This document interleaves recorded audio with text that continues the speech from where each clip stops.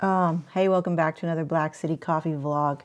In this video, I wanted to talk about a follow-up to, remember when I went to go to Scott Rayo's class, and that was earlier in the month. Now it's later in the month, and I've had a chance to do a couple of roasts. It's been a very busy year on in our main business, so I haven't dedicated much time to coffee. That's okay, you know, that's a part of my plan, but because it's my passion, kind of aches me a little bit. It's always like this little guy in the back going, hello.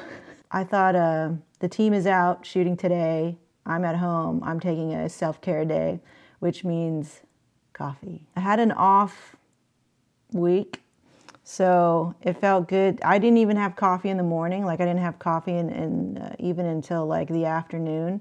That's how off I've been. In this video, I wanted to go over, touch base back on what I've been learning through what I learned there in the course, and then trying to apply that knowledge into my roast. And I'm having trouble, guys, which is cool. It's okay. It's what I asked for. It's definitely something that I can keep working towards. I learned some surprising facts.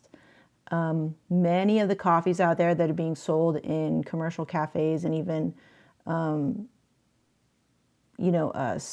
high quality cafes in this nature, they're producing a lot of subpar coffee in terms of, how should I say this correctly? I mean, if you're a follower of Scott Rayo, he's pretty straightforward and direct about how many cafes are producing subpar coffee, in that it's not terrible, but it's not the best it could be, because it's based on roasting.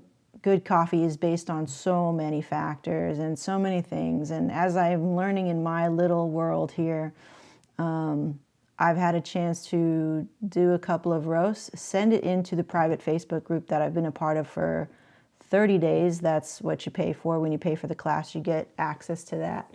I'm just sad I couldn't really dig in deep and just keep roasting all day long, trying something, sending it back to the group, and then getting feedback.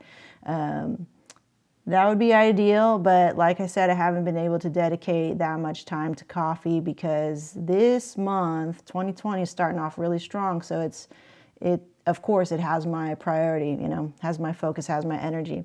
But I was able to do a couple. I'm sharing with you that right now. But you can post your curves and he will analyze them for you and give you some feedback, which is so cool. It's like having him as a private consult. For at least 30 days that you have him here. Let me show you mine. I told him I'm experiencing a crash and flick sort of action, and in fact, not much flick going on. That was clarified to me later on, who commented on my post here. I'm experiencing a crash, and it makes me feel as a new roaster like, oh my God, I have so much to do. And when I first got all this information back, I was like, just not, I was motivated, but also like, all right, all right. It's like kind of getting punched in the face a little bit, but no problem with that. I can take a punch. So here are my stats. Blkcity 1 kg, circa made in 2019, I'm guessing, because their machines of the 1 kgs have differed from when they've released to now.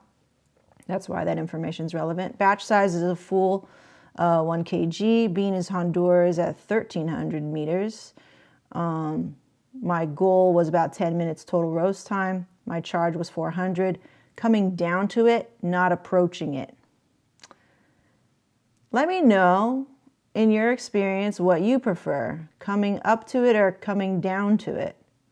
I think as I've been trying both styles lately, and no matter what you choose, you're just supposed to be consistent, so that whatever you choose, it's consistent. You're not jumping back and forth between the rest. But as I'm a new roaster and I'm learning to develop my own style, I think I would like to approach charge temperature and then charge, because coming down is, I feel like it's harder, and I feel like it's like I'm so anxious.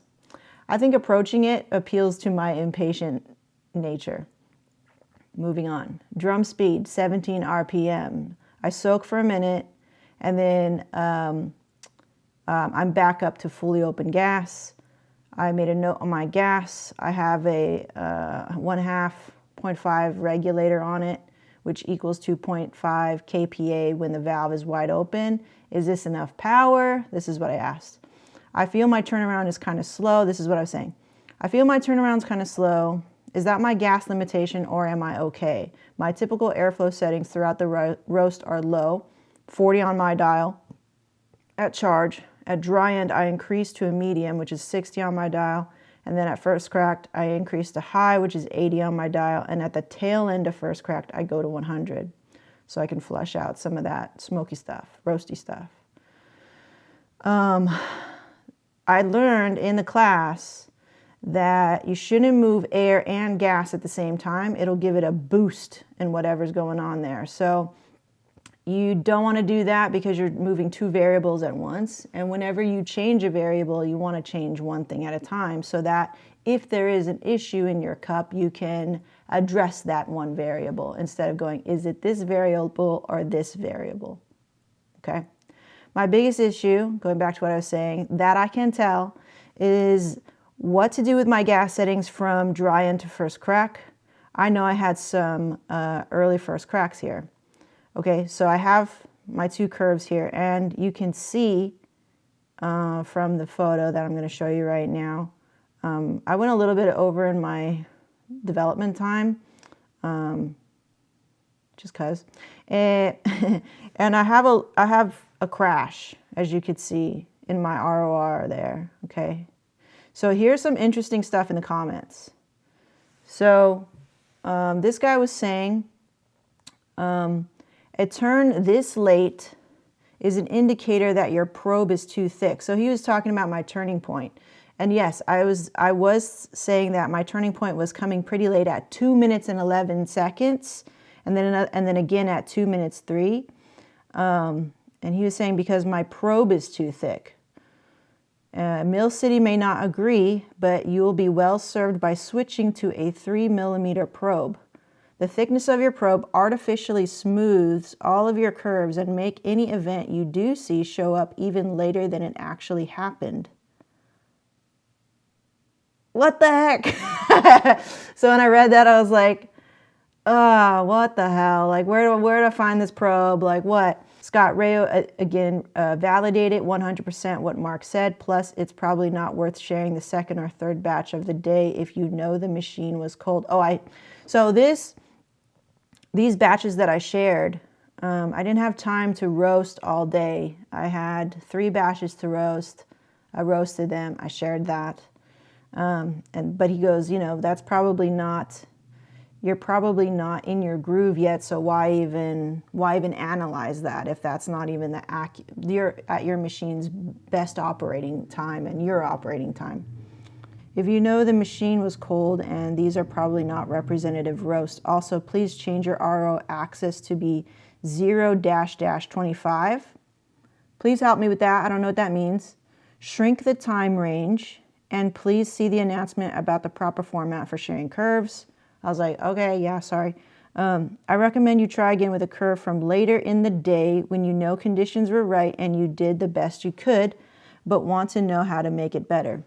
And I said, will do.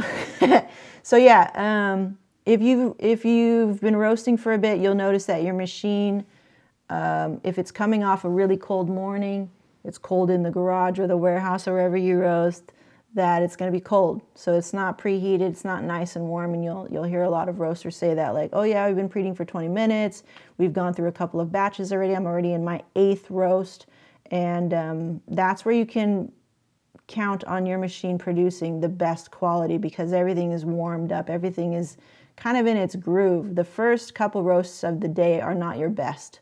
Collectively, that's what the roasting community says. So another member, same member chimed in again, P.S. there's not any flicking going on here, so cool. The slope during the first crack is crashing compared to the earlier in the roast, but as I said above, the fatter probe is certainly partly to blame for your curves. You simply need a thinner probe to get the best roast from your machine. Until then, it will be very hard to suggest gas settings. Where you are, he says, because I asked about where can I get such a probe. Depending on where you are, check out Omega Engineering. Scott Rayo mentioned them in a recent post as well. Website is a little tough to navigate. Yes, it is. It looked like, I was like, I don't know. It's too boomer. But what you can probably find a probe for $50 to $60, I guess, and then you may need to sort out the fitting mount with the probe. Good luck. You'll have better data. And I was like, awesome, okay, I'll do that. But of course, after that, I had to go back to my job, and I haven't touched anything since. I thought, I was pretty overwhelmed. I was pretty like, what do I do with this information? I didn't feel particularly motivated because it felt like another thing to buy. And I don't mean this to be like closed-minded. It's probably just because I'm so focused on my job right now that I don't have any room for new information to come in. So anything new is often threatening, right? You're like, so it speaks to your impatient side. What I want to say about this is that I will do this. I just have to accept that it's going to take me time and it's okay. What does this mean for me as a roaster selling coffee? It just means I'm going to, ooh, that smells so good. It just means I'm going to kind of be cognizant of that my roast, I know what to look for. I know what it should look like, right? So in terms of data, and I know what I'm looking for in the cup. So people were making and tasting great cups of coffee before getting very, very technical. So this is in the weeds of things, like I enjoyed coffee long before all of this. So it doesn't ruin how I feel about coffee. What it does, I see it as a different thing. When I'm consuming coffee, there's that. And then there's this other hat of like the technicality and the process of roasting, the art of roasting. And that's another hat, Do the two influence each other? Yes and no.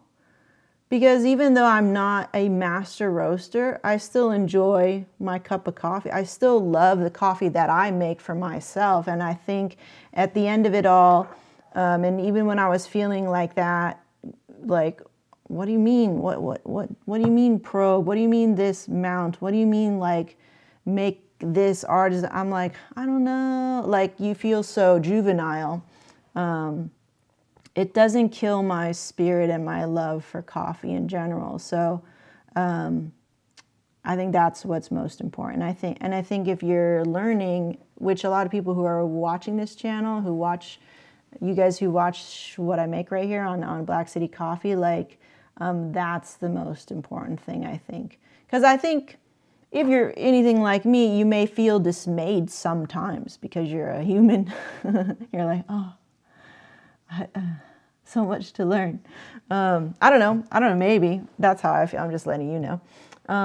So yeah, I'm excited. I'm going to do that. I'm going to find it out and I'm going to record it. I thought recording this moment where I didn't want to share my curves, and because I felt like my ego was like, oh, don't let people know. But it's such a common thing, I was like, why do I feel like that? Interesting. Let's dig into that.